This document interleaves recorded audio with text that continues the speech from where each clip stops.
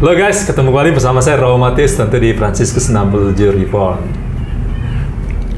Channel kita ini namanya Franciscus, dan kali ini kita mau bincang-bincang tentang riwayat Franciscus, salah satu dari riwayat Franciscus yang spektakuler ya. Orang Kudus ini merupakan orang Kudus pertama yang menerima stigmata ya. Stigmata, sehingga tahun ini, tahun 2024 ini dirayakan oleh keluarga besar Fransiskan itu sebagai 8 abad peristiwa stigmata Bapak Fransiskus. Kali ini saya bersama dengan Romo Agung Setiadi, OFM. Beliau Romo di Paroki Santo Paulus Depok. Dan dalam waktu beberapa minggu yang lalu, Romo ya? Ya. Beberapa minggu yang lalu, bulan lalu Romo Agung ini punya kesempatan merayakan 8 abad stigmata Bapak Fransiskus di Italia, tepatnya di La Verna ya. Ya. Beliau baru pulang dari Italia, dan kita mau bincang-bincang nih kira-kira bagaimana sebenarnya perayaan 8 abad stigmata Fransiskus dan apa yang kira-kira dibagikan kepada kita sebagai oleh-oleh ya. Di samping mungkin juga kita butuh oleh-oleh, ya mungkin oleh-oleh coklat. Apa kabar Romo Agung? Baik, dan tetap semangat, penuh gembira, selalu gembira nih. Selalu gembira, kelihatan Romo kita selalu gembira. Beliau tugas di paroki sebagai pastor paroki di sana, dan juga sebagai guardian rumah biara para saudara yang tinggal di Depok. Romo Agung, bincang-bincang kita tentang 8 abad ya, 8 abad peristiwa stigmata Bapak Fransiskus ya, dirayakan tahun ini. Dan Romo kemarin punya kesempatan ke Assisi ya, dan tepatnya ke La Verna ya. Nah, kira-kira apa yang Romo rasakan ya ketika berada di Italia dalam situasi dan momentum yang berahpat menurut saya sih ya. Nah, di samping Romo juga sudah berapa kali itu ya ke Roma ya. Ya, tentu udah pernah tinggal juga di Roma. Ya. Apa yang Romo rasakan ya waktu itu ya?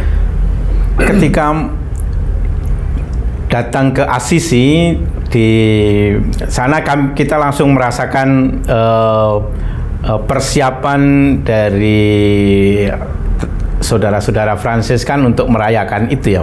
Walaupun tempat La Verna dengan Assisi agak jauh, tapi di Assisi sendiri sudah terasa bahwa tahun ini tahun istimewa karena mengenang Santo Fransiskus, wafat dan stigmatanya.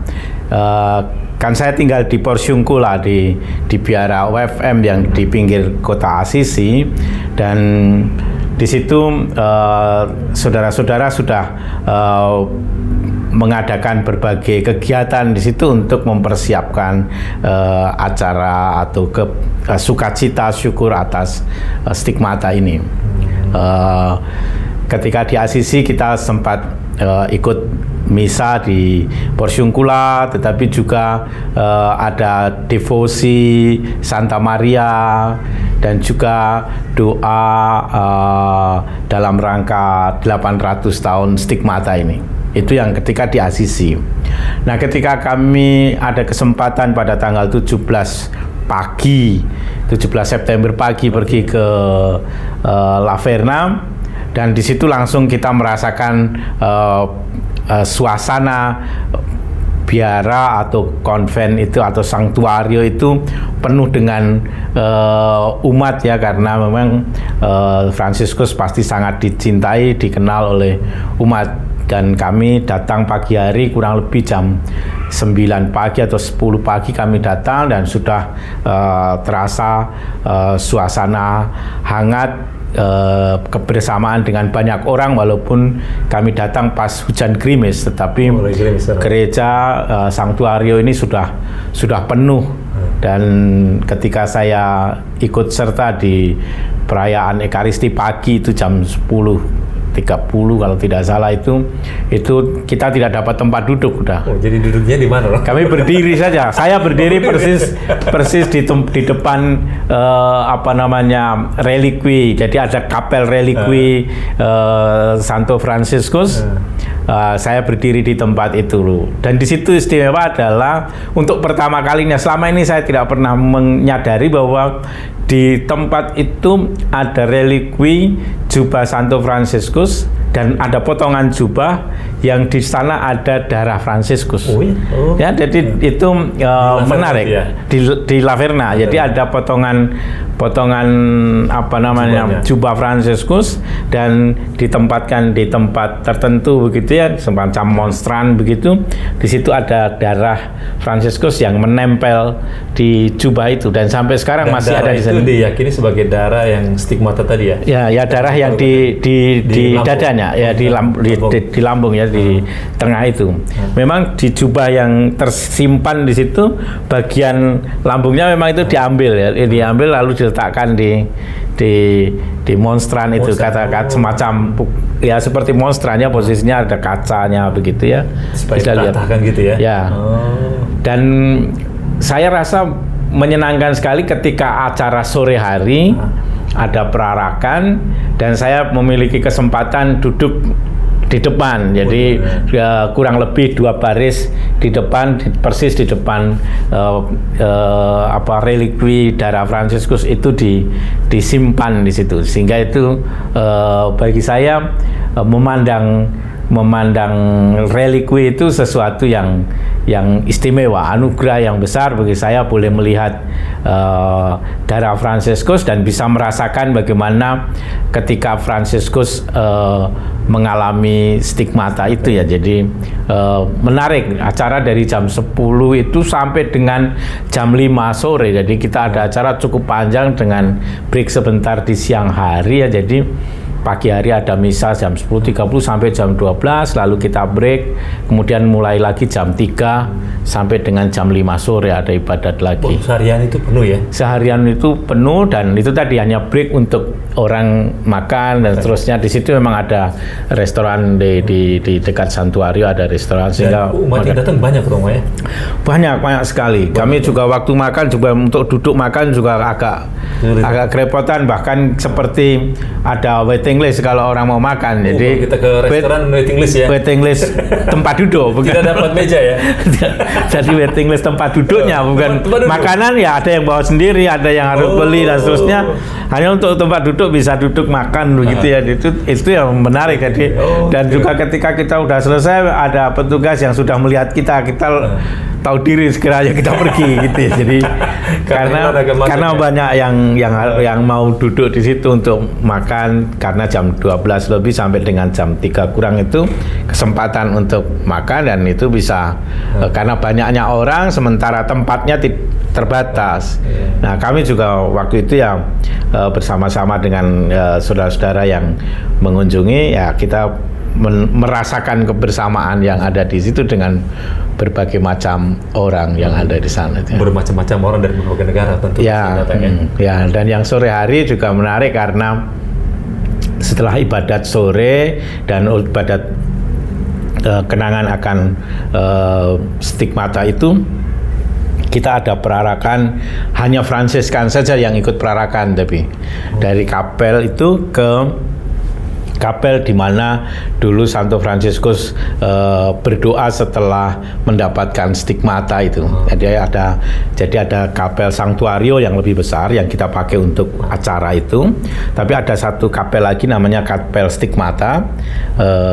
Di situ ada satu tempat di mana Fransiskus setelah kena stigmata dia berlutut di situ untuk berdoa.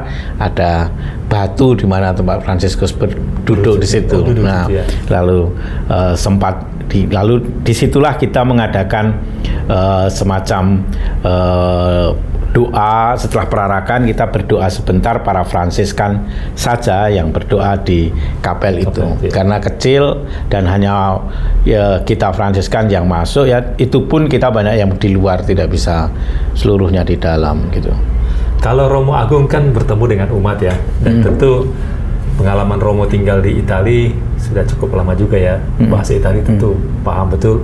Dan ketika Romo berkunjung ke Laverna kemarin yang terakhir ya, tapi sebelumnya juga pernah pasti ya. Lalu kemudian kalau Laverna tentu ingatan kita akan peristiwa stigmata Fransiskus. Apakah yang Romo dengar juga dari umat orang-orang Italia mungkin sekitar situ ya, di kampung-kampung situ ataupun di kota-kota di Roma, orang bercerita tentang peristiwa stigmata itu bagaimana yang Romo dengar dan Romo tangkap cerita tentang Fransiskus stigmata itu berjalan gitu, masih ada di antara mereka itu gimana, Roh? Pernah ada nggak dengar gitu ya? Ya, waktu kami duduk makan itu, memang mereka umat bertanya karena melihat kita yang kelihatan bukan orang Eropa, orang Italia, dia tanya kepada kami dari mana, dari Indonesia, para saudara Fransiskan, dan kemudian kami ingin merasakan pengalaman dan ziarah ke sini, merasakan. Lalu saya juga balik bertanya, Anda dari mana?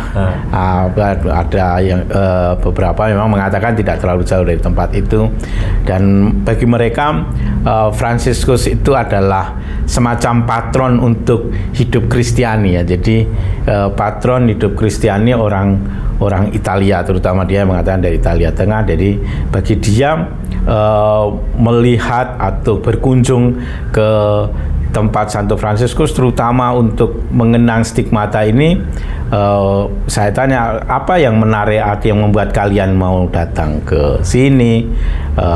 Kan bukan Fransiskan gitu. Dia mengatakan ya tadi itu Fransiskus adalah teladan bagaimana menjadi Katolik di negeri seperti ini sekarang. Jadi bagi dia adalah contoh seorang yang memberikan hidupnya demi gereja, demi sesamanya, bahkan dia rela mengalami apa yang dialami Kristus. Bukankah kita orang Kristen mengikuti Kristus? Nah, cara untuk merasakan bagaimana Yesus Kristus, dia mau belajar dari Fransiskus itu. Jadi walaupun dia mengatakan, walaupun kami tidak mungkin bukan orang Kristen yang baik, dia katakan, tetapi dengan berkunjung melihat Santo Fransiskus, mungkin kami bisa memiliki rasa bahwa kami mungkin boleh juga mengalami seperti Fransiskus dalam arti. Lalu maksudnya kena stigmata? Oh bukan. bukan mau cari stigmata ya? Maksudnya kena stigmata? Oh bukan. Maksudnya adalah supaya kami bersedia mengalami penderitaan, kesulitan, tetapi kami tetap gembira. Nah ini yang bagi saya tengah penderitaan. Ya, dia merasakan bahwa Fransiskus kan, dia mengenal Fransiskus seorang yang miskin, tapi juga menderita karena dia seperti itu, tapi dia senantiasa mewartakan sukacita, kegembiraan. Jadi bergembira ketika dia harus mengalami luka, mengalami kesulitan, mengalami penderitaan, tapi wajahnya adalah wajah gembira.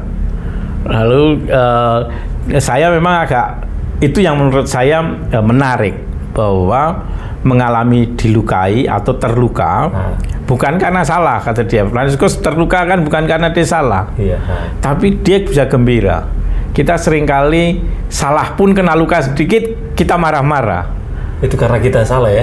Padahal kita salah gitu. Tapi Fransiskus tidak salah, dia terluka, tapi dia gembira. Nah, apakah apa yang membuat seperti itu? Nah, itu yang dia waktu kami duduk, hal yang menarik bagi saya adalah bahwa mau menderita, bersedia mengalami penderitaan atau terlukai atau dilukai, tapi dia tetap bergembira. Itu yang ketika saya mendengar umat Fransiskus, saya bilang ini menarik. Walaupun kemudian pembicaraan kami selesai karena apa namanya, ya itu tadi, karena banyak macam-macam orang itu. Itu yang bagi saya menarik, bahwa umat bisa sampai pada hal itu, bahwa dilukai atau terluka tetapi bergembira. Ya. Dalam hidup kan kita juga sering ya mengalami dilukai oleh seseorang, dikecewakan, dirugikan. Entah orang itu melukai kita sengaja atau tidak sengaja. Apakah kita ketemu orang itu kita tetap punya wajah gembira atau kita punya wajah dendam? Biasanya dendam ya? Biasanya dendam. bahwa teman saya melakukan sesuatu yang membuat saya jengkel, itu kan terluka kita. Tapi dia mungkin nggak sengaja, memang karena kelemahan temannya. Sakitnya di sini tuh. Sakitnya di sini, Fransiskus. Tapi dia punya sakit di situ tadi, lambung itu tadi, dia gembira menurut umat ini tadi, gembira. Nah, gembira terus ya. Dia menunjukkan kegembiraan, dan kita dengan Fransiskus sendiri ketika dia meninggal, dia menyanyi. Kan dia menyanyi lagu gembira, lagu Kita Sang Surya kan. Jadi sebenarnya juga saya menangkap bahwa orang itu mengenal Fransiskus. Saya kira orang Italia memang banyak mengenal Fransiskus dibandingkan santo yang lain mungkin. Saya kira Fransiskus memang santonya mereka itu ya. Santonya mereka dan itu sangat Italia itu. Kalau baca buku riwayat Fransiskus itu Romo ya. Kalau kita baca riwayat buku Fransiskus tentang dia mengalami stigmata itu kan, Fransiskus turun dari Laverna dan kemudian dikisahkan itu buku-buku itu mengatakan banyak mujizat-mujizat yang terjadi ya melalui dia ya, mujizat Tuhan yang terjadi melalui Fransiskus. Apakah ada cerita-cerita macam itu juga yang berkembang di antara umat di Italia, Romo gitu ya? Ya, saya tidak tahu persis, tetapi ketika saya mengunjungi Laverna, kemudian kami berpikir dia dari Laverna pulang ke Assisi kan itu, dan itu jalan kaki, dan itu bukan sesuatu perjalanan yang gampang ya. Romo kemarin dari Assisi ke Laverna naik apa? Naik mobil. Itu berapa jauh? Hampir 1,5 jam, hampir 2 jam lah. Satu setengah jam ya. Fransiskus kala itu jalan kaki ya? Jalan kaki. Dengan tubuh yang luka ya? Ya, tubuh yang luka. Sore itu ketika kami selesai acara, rekan-rekan mengikuti mobil, ada yang ikut umat, ada yang bersama dengan suster turun ke tempat penginapan.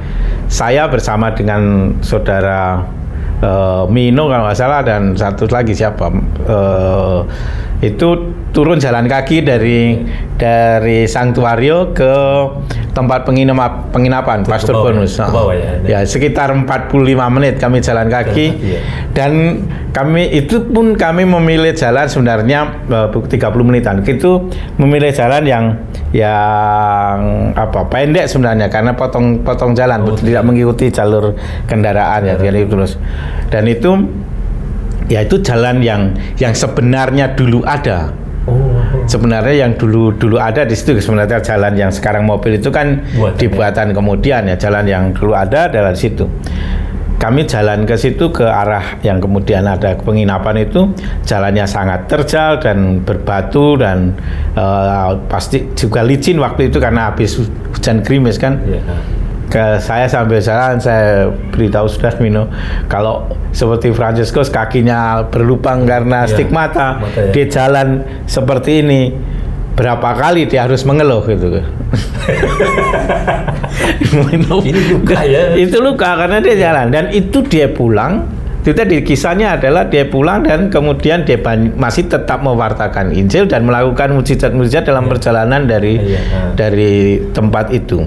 Dan saya kira inilah yang kemudian membuat sampai sekarang pasti umat Kristiani di Italia, di Assisi begitu menghormati Fransiskus dalam situasi yang seperti itu. Dia tetap berbuat baik dengan lukanya, dia tetap membagikan sukacita atau membawa kegembiraan bagi yang lain gitu ya. Saya tidak sempat bertanya apakah di situ orang masih bercerita tentang Fransiskus. Tapi yang menarik dari cerita sopir kami nih, sopir kami yang itu ada namanya Gianni, orang Italia. Dan bagi dia sendiri sambil nyetir. Assisi? Dia orang Assisi. Dia orang Assisi dan dia bagi dia memang kisah tentang Fransiskus itu menjadi antara kisah yang memang ada di kisah ini, tapi juga menjadi semacam pembicaraan bagi orang tua ke anak-anak mereka bahwa mereka punya semacam pendahulu yang namanya Fransiskus ini. Oh, cerita itu turun-temurun dong? Turun-temurun. Jadi mereka itu sebenarnya juga bagi mereka memang kisah Fransiskus itu seperti kisah contoh pendahulu kita gitu ya. Artinya karena orang Assisi sendiri dan dia juga di Assisi dan seterusnya gitu ya. Jadi itu bagi saya sih sangat wajar, seperti kalau kita di tempat kita sekarang kita bercerita tentang seorang pahlawan atau tokoh yang berasal dari kampung halaman kita gitu ya. Bagi dia Fransiskus ini sesuatu yang istimewa gitu. Dan dia banyak bercerita tentang Fransiskus ketika kami mengunjungi tempat hutan di mana Fransiskus bertapa itu di Carceri. Oh, Carceri ya. Nah, di Carceri dia Giannini bercerita dia kadang-kadang sengaja mengajak anak dulu waktu anaknya masih kecil, dia mengajak anaknya datang ke situ untuk melihat tempat yang Indo-Fransiskus di Carceri itu. Memang itu tempat itu juga menarik bagi saya ya. Selain Laverna memang lebih saya tidak tahu persis, tapi kalau Carceri lebih punya semacam taman, tempat-tempat untuk kita berkeliling. Kalau Laverna memang kan tempat Fransiskus mendapatkan stigmata itu kan ada di celah di antara batu-batu begitu gitu ya. Jadi kemarin memang juga banyak yang berkunjung ke tempat itu ya. Dan dalam peristiwa hidup Fransiskus itu yang paling monumental bagi orang-orang Italia itu peristiwa stigmata itu kan? Salah satunya adalah karena dia memperoleh stigmata ya. Saya kira bagi orang Italia itu. Tetapi juga bahwa terutama kalau orang Assisi, bahwa Assisi menjadi dikenal karena Fransiskus, saya kira. Kalau misalnya tidak, pasti tidak ada sehebat itu ya. Kemarin waktu kita ke Assisi ada penjelasan juga bahwa Fransiskus itu selain kan dia tinggal di atas bukit Assisi, dan di bawah Assisi itu memang ada semacam perkampungan, dan itu seperti dua kubu yang berbeda gitu ya, karena beda status gitu ya, status sosial. Nah, Fransiskus berjasa mengaitkan dua status ini sehingga mungkin dengan teladan Fransiskus, orang Assisi yang merasa dirinya punya status tinggi, elitis, dia melihat Fransiskus seperti itu lalu mau bergaul ke bawah. Juga karena kan itu hal yang sebenarnya sangat Kristiani gitu ya. Mungkin tapi karena budaya semacam terpagari di situ. Nah, dengan Fransiskus membuat relasi manusia di situ menjadi lebih baik gitu ya. Lebih itu yang setara ya. Ya. Dan saya kira juga menarik karena apa yang dilakukan oleh Fransiskus diterima oleh Gereja Universal. Ketika dia kemudian diterima oleh Paus dan seterusnya, saya kira itu membuat katakanlah Assisi yang dalam masa tertentu ada di bawah kekuasaan kota yang lain kan, seperti Perugia lebih elit daripada Assisi, tapi kemudian dia mungkin menjadi lebih terkenal karena Fransiskus ini. Itu saya kira. Waduh, luar biasa guys. Nih Romo kita ini punya kesempatan berahmat persis di 8 abadnya peristiwa stigmata Bapak Fransiskus itu beliau ada di sana, dan ternyata kisah-kisah tentang stigmata itu ternyata tetap berjalan ya. Artinya dikisahkan, dituturkan terus dari leluhur mereka sampai saat ini ya. Dan itu mereka amini terus ya, Romo. Ya, betul. Dan juga makam Fransiskus kan juga banyak dikunjungi ya. Jadi makamnya dia di Assisi itu juga dikunjungi. Kami sempat berdoa di makam itu dan banyak umat hadir di situ. Pas kami datang pas sedang ada perayaan Ekaristi di altar di depan makam Fransiskus ini, di Basilika Santo Fransiskus di bagian bawah, dan itu kami bersyukur bahwa boleh hadir di situ, menyentuh makam Fransiskus dan berdoa di sana ya. Dan orang-orang Italia merasa milik betul ya Fransiskus ini ya. Mereka ya. Dan bagi mereka juga tidak hanya Fransiskus tapi juga para Fransiskan itu saudara mereka.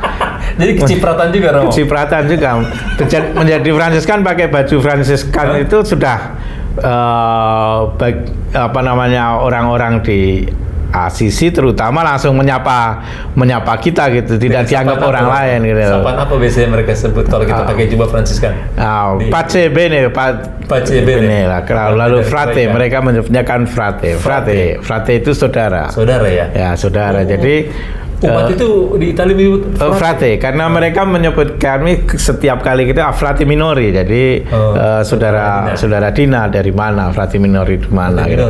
Dia selantiasa kalau bercerita tentang para Fransiskan begitu dengan ungkapan ifrati, jadi para frater, para saudara ya. Dan itu rupanya memang bagi mereka Fransiskan dipandang sebagai, karena persaudaraan itu ya, jadi kekasan Fransiskan kita tahu adalah semua disebut sebagai saudara. Maka umat pun juga memanggil kita dengan frate atau frati begitu, dan kita bisa merasakan itu karena itu kalau bagi saya baik juga ya kalau Fransiskan di Indonesia dipanggil frater saja ya. Frater ya. Frater. Jadi tidak perlu saudara. Jadi tidak harus disebut Romo. Saudara.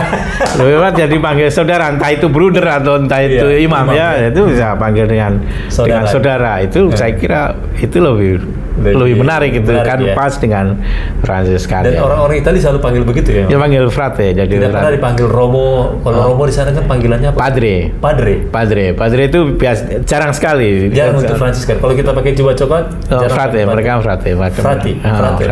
Itu jadi mereka mengajak omong kita. Tapi kalau yang Romo-Romo diosesan Projo? Ya itu biasanya dipanggil padre atau don. Oh, padre atau don ya. Don, dan itu tuan kan? Oh, tuan. Misalnya Romo Projo di Italia ya, dipanggilnya don. Misalnya ya, saya dulu pernah di Italia membantu di paroki di Italia Tengah di Abruzzo itu. Paroki Projo. Pastor parokinya Projo. Jadi umat memanggil pastor parokinya don. Oh, don. Ya, Don Vince gitu ya, Don Tuan Vincentius namanya. Kamu kan pernah di situ membantu. Nah, panggilnya tetap frate. Oh, frate. Frate. Mereka panggil frate. Frate Justinus gitu. Jadi mereka lebih mudah memanggil itu kalau pertama panggil don, begitu dia tahu bahwa kita Fransiskan lalu berubah gitu. Oh, dengan sendirinya ya? Ya, memang ada juga yang manggil padre. Kalau misalnya ada yang manggil padre karena kami memimpin misa gitu ya. Kalau mereka tahu bahwa pastor gitu. Tapi kebanyakan sejauh pengalaman saya dulu 3 atau 4 tahun di Italia itu mereka memanggil frate. Dan bagi saya lebih bersahabat ya. Lebih bersahabat dan kelihatan lebih muda. Jadi frater terus. Enggak kelihatan tua. Kalau sudah jadi panggil Romo itu kelihatan agak tua itu. Kalau panggil frater kan, kita masih muda gitu. Sama kalau dipanggil om gitu ya. Enakan panggil Mas. Nah, itu. Oh, Mas kan lebih muda. Lebih muda. Dan kalau om adanya lagi gitu. Ketimbang dipanggil om gitu. Iya, panggil om padahal kau udah tua nih saya. Dulu tua. Kalau panggil Mas gitu, kita masih berteman, sebaya gitu kan. Kita energik muda jadi. Kelihatan muda walaupun tidak putih-putih semua gitu.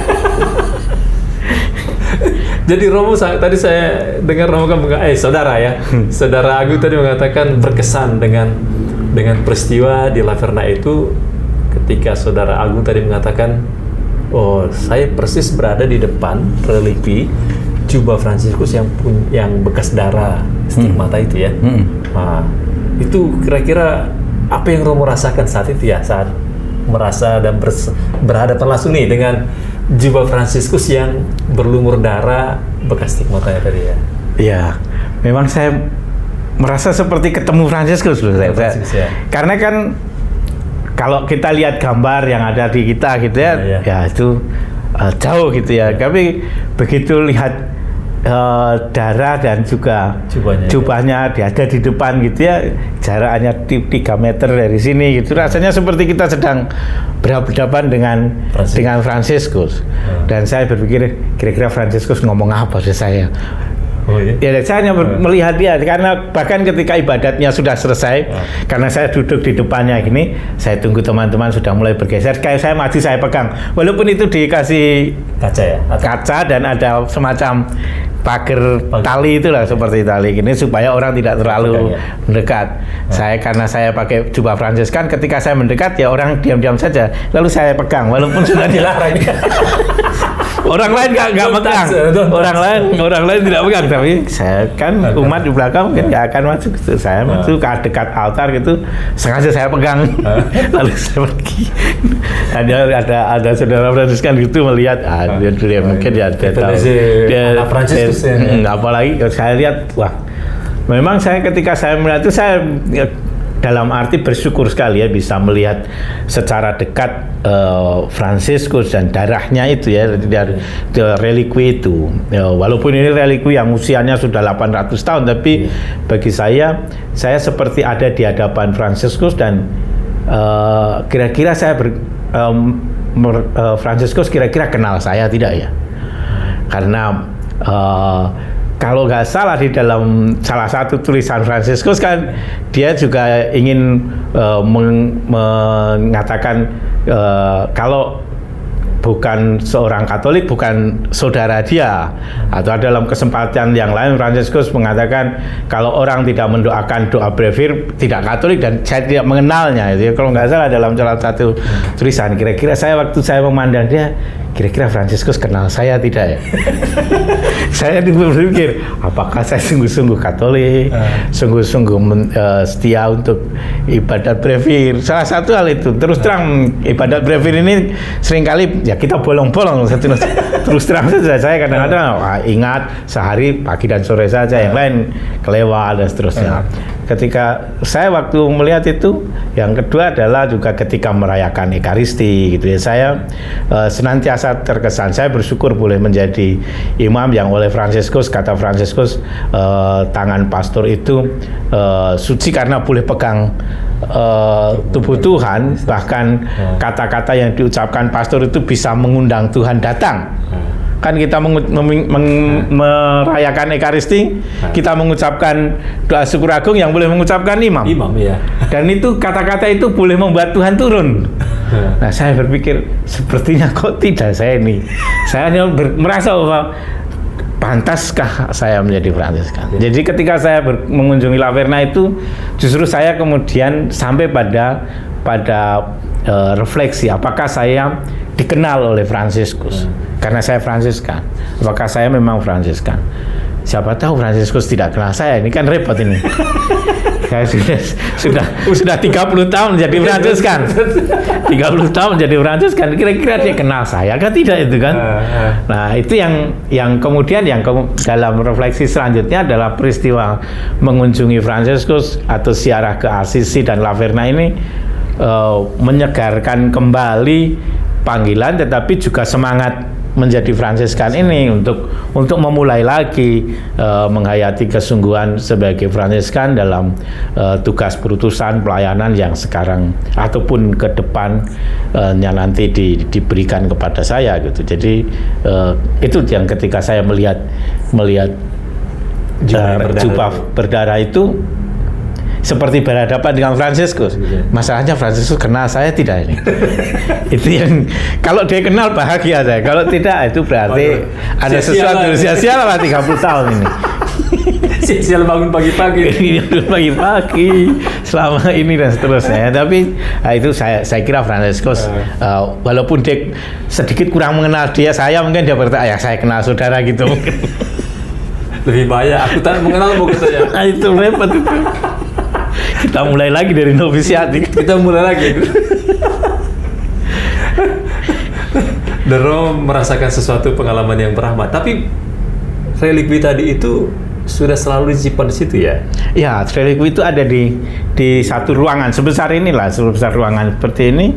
Ada apa namanya, tongkat dia yang dia biasa pakai, ada apa namanya, cangkir minum dia, ada relikwi darahnya dia itu, ada beberapa peninggalan ya relikwi Fransiskus yang ditempatkan di belakang altar. Jadi semacam di dinding itu ditempelkan gini, di dinding ditempelkan beberapa relikwi gitu. Yang di tengah itu adalah kain yang berdarah Fransiskus itu. Tapi Romo kan bukan pertama kali ke Laverna toh? Bukan pertama, ini yang ketiga mestinya. Artinya melihat relikwi itu ini pertama kali atau dulu sudah juga? Dulu pernah melihat, tetapi tidak merasakan sensasinya. Oh iya, sensasinya baru dirasakan Dan ya. sekarang dulu perjalanan berkunjung ya bahwa itu ada relikwi seperti halnya relikwi jubah Fransiskus di katedral di Basilika Santo Fransiskus kan juga ada. Itu atau di mana di Pontiuncula juga ada. Tapi bahwa kemarin itu mungkin karena stigmata dan itu ditempatkan di altar dalam rangka kita merayakan 800 tahun stigmata, itu menjadi lebih mengangkat bahwa kesadaran itu muncul dulu. Oh ini cangkir dia minum, dia ini tongkat itu. Tapi lebih tersentuh sekarang ini kemarin kan pas berhadapan. Yang berhadapan itu dan dalam rangka mengenang persis stigmata itu sehingga pas 8 abad ini ya. 8 abad ini lagi sehingga itu lebih bersyukur sekali bahwa memang kadang-kadang kita melihat sesuatu tuh lewat-lewat saja gitu ya. Jadi, tapi ini terima kasih diberi kesempatan hadir di sana dan merasakan lebih istimewa peristiwa ini, pengalaman ini. Luar biasa Romo ya. Oh, guys, terima kasih. Ini ketemu dengan Romo Agung, Saudara Agung ini luar biasa pengalamannya bertemu dengan jubah Fransiskus yang berdarah di perayaan 8 abad. Stigmata bahwa Fransiskus ya. Ya. Dan Romo merasa dikuatkan, diteguhkan ya. Dan pertanyaan tadi, apakah Fransiskus kenal saya atau tidak ya? Pertanyaan reflektif yang lebih dalam lagi tadi ya. Kira-kira apa yang Romo bisa apakan ya, bagikan dalam artian seperti ini Romo tentang peristiwa stigmata ini ya. Stigmata ini kan bagi orang Italia tadi ya mereka merasa bersukacita, bergembira dan sebuah role model tadi ya. Kalau Fransiskus itu meskipun dia menderita tapi tetap gembira gitu ya. Nah, kalau Romo lihat dalam perjalanan ini kemarin ya sudah tersentuh pertama-tama ya. Kira-kira untuk dunia yang saat ini sekarang sedang dilanda situasi ya perpecahan, peperangan semacam itu ya. Kalau kita mau berbagi tentang spirit Fransiskus yang di peristiwa stigmata ini, apa yang bisa kita bagikan Romo ya? Ya, spirit Fransiskus bagi saya tadi selain sukacita adalah damai ya. Jadi bagi saya ini katakanlah jati diri kita sebagai orang Kristianis, orang Katolik itu tentu saja seperti yang dikatakan oleh Yesus bahwa kita harus mewartakan sukacita dan juga menyampaikan damai kepada siapa saja. Dan Fransiskus menjadi contoh untuk itu. Maka bagi kita juga boleh kita bertanya masing-masing untuk kita sendiri, terutama untuk saya, apakah hadirnya saya membawa sukacita bagi orang lain, membuat orang damai kan bukan sekedar nggak ada masalah, tetapi merasa bahwa hidup ini berarti, hidup ini punya masa depan, hidup ini membuat orang akan lebih baik di masa yang akan datang. Bagi saya ini, jadi pengalaman ziarah dan berkunjung dan berjumpa dengan Fransiskus bagi masyarakat sekarang atau umat Katolik saat ini ya kita di tengah-tengah situasi yang tidak mudah di saat sekarang ini ya berani kak kita tetap membuat orang lain mengalami sukacita, membuat orang lain juga mengalami damai. Membawa damai kan bukan berarti diam-diam saja, tapi mengupayakan apa yang baik, apa yang mensejahterakan, dan itu seringkali harus berkorban, bahkan berjuang dengan sungguh-sungguh. Ketika terjadi kebencian, ketika terjadi kesesatan, ketika terjadi kesedihan, apa yang harus saya lakukan di situ? Saya kira itu kita harus bisa menemukan sendiri jawaban-jawaban untuk itu dalam kehidupan kita. Jadi semacam apa yang Fransiskus dulu lakukan itu ya kita lakukan lagi dalam konteks kita sekarang ini ya. Menjadi pembawa damai, menjadi pembawa terang, menjadi pembawa harapan tadi. Di kala orang mungkin banyak yang putus harapan sekarang ini ya. Di situasi-situasi dunia yang semakin susah, semakin sulit dan juga beban psikologi yang banyak, orang sudah mulai agak kehilangan harapan begitu ya. Bahkan juga ketika kita sendiri mengalami kehilangan harapan. Oh, kita sendiri juga. Kita menjadi dikuatkan lagi. Pertama kan harus kalau saya mengalami kesedihan saya mau buat apa? Ya kan kalau orang mengalami kesedihan, ya saya bantu orang. Tapi kalau saya sendiri mengalami hal yang sama ya. Kira-kira apakah saya berani memohonkan kepada Tuhan supaya memperoleh sukacita, harapan gitu ya. Jadi memang dalam doa kita harus berani memiliki keinginan untuk itu, untuk mendapatkan kegembiraan, mengupayakan kegembiraan, tidak hanya menerima. Jangan pernah hilang harapan ya. Ya, itu dia. Kemarin Romo waktu Bapak Suci Paus Fransiskus datang di GBK itu, Romo ketemu ya? Ya, saya melihat beliau ya. Melihat ya? Ya, dan puji Tuhan boleh duduk di baris agak depan sedikit samping sehingga altar. Lihat jelas mukanya ya? Ya, kelihatan. Itu tanggal 5 kan? Itu tanggal 5. 5 September ya? Tanggal 5 September. Dan kalau saya duduk memang saya persis di depan. Persis dekat dengan kameramen sehingga dia seringkali melewati saya itu. Walaupun saya tidak sadar bahwa saya ternyata kelihatan itu. Masuk di kamera terus Romo. Artinya untuk bertemu dan berjumpa Bapak Suci wajahnya itu kelihatan jelas. Iya, kelihatan jelas. Tidak seperti kami yang di tribun Romo, hanya mengatap jauh. Romo tadi menjadi Fransiskan sudah berapa tahun Romo? Sudah, ini tahun ke-31 kalau dihitung dari waktu masuk novis ya. Masuk novis ya. Romo tadi katakan muncul di depan jubah yang berdarah tadi milik Bapak Fransiskus. Apakah Fransiskus kenal saya apa enggak ya? Nah, lalu Romo mengatakan, pasti dia kenal gitu. Paling tidak karena saya pakai jubah Fransiskan. Jubah Fransiskan ya. Dan kalau lihat Romo kita ini gembira ya, bahagia, smart juga ya. Di sepanjang 30 tahun ini Romo, bahwa kita kan yang menjadi bahagia itu harapan dan tujuan semua manusia. Ya. Romo bahagia nggak? Happy nggak? Bahagia. Sebagai Fransiskan. Sebagai Fransiskan bahagia. Saya merasa bahwa diterima sebagai keluarga, sebagai saudara yang seperti ini gitu ya. Jadi tidak terlalu dipaksa dibentuknya. Kalau dalam formasi kan pembentukan, tapi saya merasa bahwa bukan dibentuk seperti tanah liat yang dibentuk begitu, tapi saya dibimbing untuk bertumbuh dengan seperti tanaman yang dipelihara, sehingga ketika dia bertumbuh menurut bagaimana dia tanaman ini akan membentuk cabang dan seterusnya. Tetapi di situ persaudaraan, kebersamaan yang merawat menumbuhkan diri saya ini membuat paling tidak ada buah-buah yang bisa saya persembahkan. Mungkin nggak manis-manis amat, tapi seperti jeruk kadang-kadang kalau manis ya jadi tebu. Seperti jeruk kadang-kadang juga harus ada kecutnya juga kan. Nanti kalau jeruk hanya manis saja orang nggak yakin jeruk. Masa manis sama ya. Kelihatan Romo ini gembira terus ya. Jadi Romo tetap bahagia dan gembira sebagai Fransiskan di usia 30 tahun, dan kemarin diteguhkan lagi pengalaman kebahagiaan tadi ya. Dan kemudian Romo belajar tadi dari apa yang Romo katakan, saudara Agung katakan tadi tentang peristiwa stigmata itu, apa yang umat Italia tadi sampaikan. Fransiskus itu role model dalam situasi yang menderita sakit. Dia bergembira ya, dan kehilangan sukacita ya. Apa kira-kira yang Saudara Agung bisa bagikannya kepada saudara-saudara kita yang mungkin saat ini lagi galau kali ya? Apakah galau karena ditinggal pacarnya, atau galau karena situasi ekonomi yang susah, atau situasi dunia yang juga semakin berubah? Jadi banyak kegalauan lah Romo. Kira-kira apa yang Romo bisa bagikan? Kan Romo merasa bahagia dan kemudian menemukan buah-buah dari stigmata bahwa Fransiskus itu ya, di 8 abad perayaan di Laverna kemarin ada buahnya begitu ya. Apa yang Romo bisa bagikannya bagi saudara-saudara kita yang mungkin untuk bahagia itu susah gitu ya, karena kegalauan tadi dan kesedihan tadi Romo.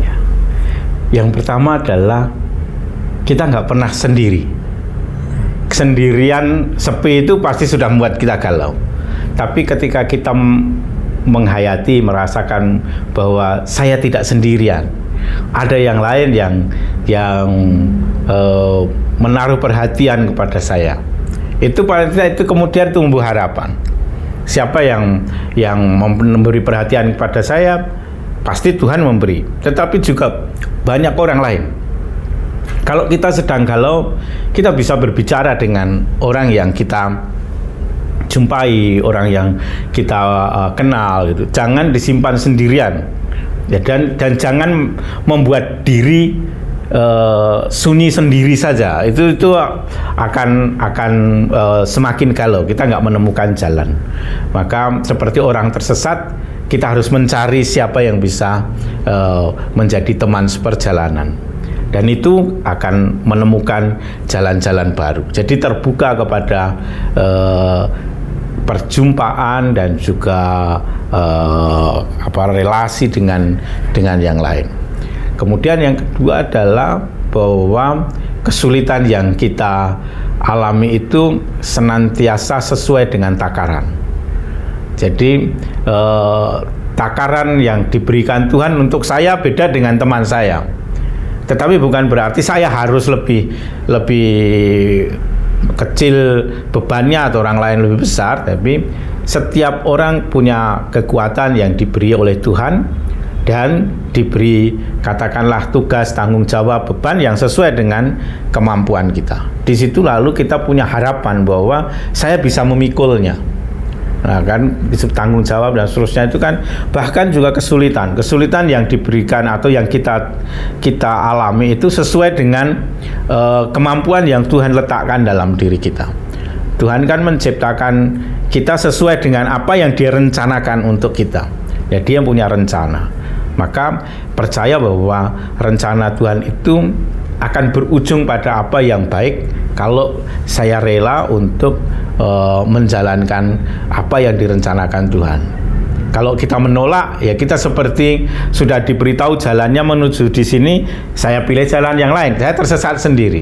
Itu akan menjadi, saya harus kembali ke jalan yang ditunjukkan oleh Tuhan sendiri. Maka memang menemukan jalan Tuhan kan selain kita berdoa, tapi kita berjumpa dengan orang lain. Kita mendengarkan yang orang lain, kita bisa menemukan apa yang dikehendaki Tuhan untuk saya lakukan. Oh ya, kata Fransiskus juga itu ya. Ya, kelihatan Fransiskan banget. Iya, Fransiskus kan berkata, ini Tuhan, apa yang Kau kehendaki untuk aku lakukan, doanya dia. Nah, saya kira itu ya.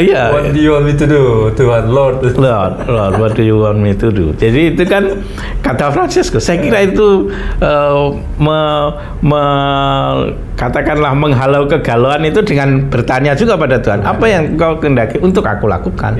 Lalu kita temukan berjalan. Tapi kadang-kadang susah juga loh berdoa seperti itu. Untuk menyerahkan kepada Untuk Tuhan. Mengatakan, coba kalau kita berdoa, lalu kita berdoanya, Tuhan, apa yang Engkau mau supaya aku lakukan. Saya kira jarang kita bisa berdoa. Doa kita adalah, Tuhan, semoga Engkau mau melakukan apa yang saya inginkan. kita maksa Tuhan ya. Kita berdoa itu adalah, Tuhan, semoga Engkau mau melakukan apa yang saya mau. Bukan, Tuhan, apa yang Kau inginkan untuk lakukan. Itu tidak pernah ya. Itu jarang-jarang. Mungkin itu juga menakutkan ya kalau Tuhan kita mengatakan, Tuhan, apa yang Kau mau supaya aku lakukan. Jualah segala milikmu dan berikan orang miskin. Kita sedih itu.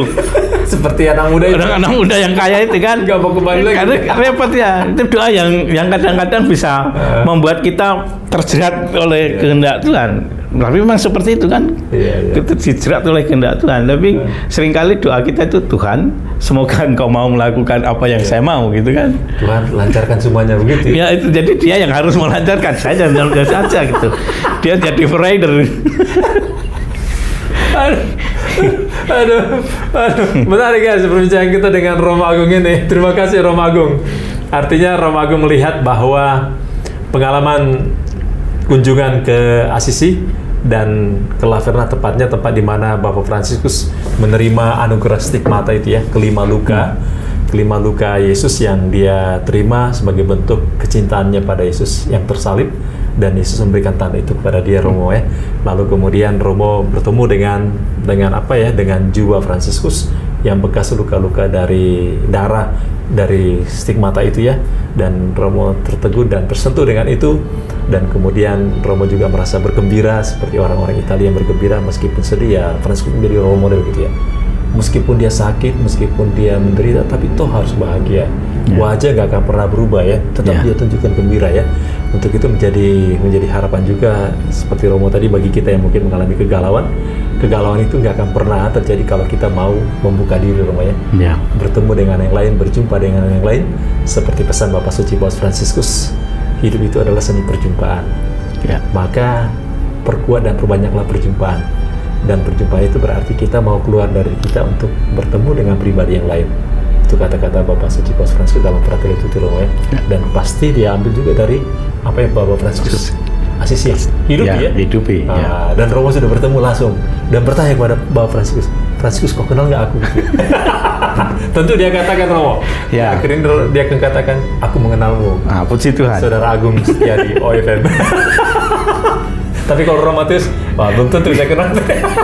Nanti kalau pas Romo Matius pergi ke Laverna mungkin kenal. Nanti saat di Laverna baru akan bertemu dengan religi kita dan bertemu dengan Fransiskus mengatakan, apakah Bapak kenal saya apa enggak gitu. Ya, itu. Dan kita dengar kata-kata Fransiskus. Kata Fransiskus. Terima kasih Romo Agung. Ya. Terima kasih guys. Semoga perbincangan ini menjadi perbincangan inspiratif di perayaan 800 tahun Bapak Fransiskus dari Asisi menerima stigmata kelima luka Yesus Kristus yang senantiasa menguatkan dan mendukung kita untuk tetap gembira, bahagia meskipun hati galau. Amin. Thank you Romo Agung. Selamat. Selamat. Tuhan berkati. Tuhan berkati.